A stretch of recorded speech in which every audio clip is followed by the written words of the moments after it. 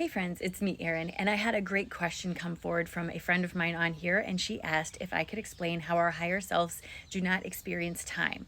She said she thought if she could let go of that idea of time, that it would help her process some of the information. So I went into meditation and I asked for an explanation, and I got a channeling that I'd like to give you guys. This is a direct channeling, and it is a bit of a mind twist. Even as I'm rereading it, sometimes I have to stop and think about it, so I'm just going to read through what I got. Okay, so the question was, can you explain why our higher selves don't experience time and what that means for us as physical beings? This is what my higher self said. The only way to experience growth is through the lens of time.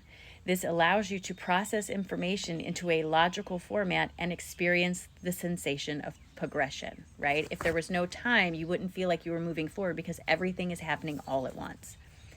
Time is a dimension itself, the fourth dimension. And just as a side note, we live in 3D dimension, where we have this way, and depth, right? Length, width, and depth, 3D. Time is the fourth dimension. This is where we live in physical reality. Time is a dimension itself, the fourth dimension, and is not on its own linear. Imagine a bookshelf where you could choose any event or time from your life experience at will. That is what time is like as a dimension. However, your human brain is a translator of vibration and a receiver of information. Because you live in 3D, the information from higher dimensions must be translated into information that you as a human can process, so time becomes linear.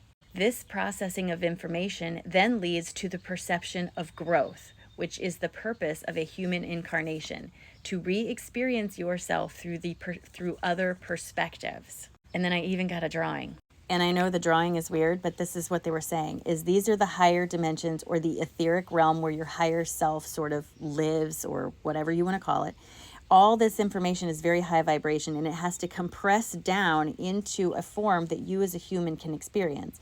In order to do that, it has to be processed through the brain, which puts time in a linear state so that you can experience the perception of progression. When we dream, we move through that fourth dimension up into the higher dimensional realms to do different things, to learn things, to do jobs and all that sort of stuff. Because as a physical being, your body needs rest, but your metaphysical body will never need rest. And so while your physical body's resting, your metaphysical body's off doing stuff.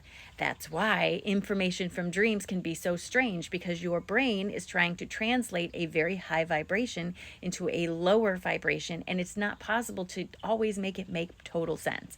That's why I say the information in dreams, it's more important how you feel than what you think you see. So really, the long and short of the answer to my friend's question is just that we have to experience things in a linear way so that we have the perception of growth. We come into a human experience to grow, to re-experience ourselves through different perspectives, rediscovering ourselves over and over and over. And the only way to do that is in a linear progression. Otherwise, it wouldn't feel like growth, because you could at will choose any experience and live it out. You could choose one from when you were 5 and then next choose one from when you were 50, and it would not feel like you had made any growth. As a human, it would be super, super confusing. And so now, as a human, we have to translate this vibration into a linear progression of time. I hope that helps. I hope that helps. I really do. I hope it helps. Let me know what you think.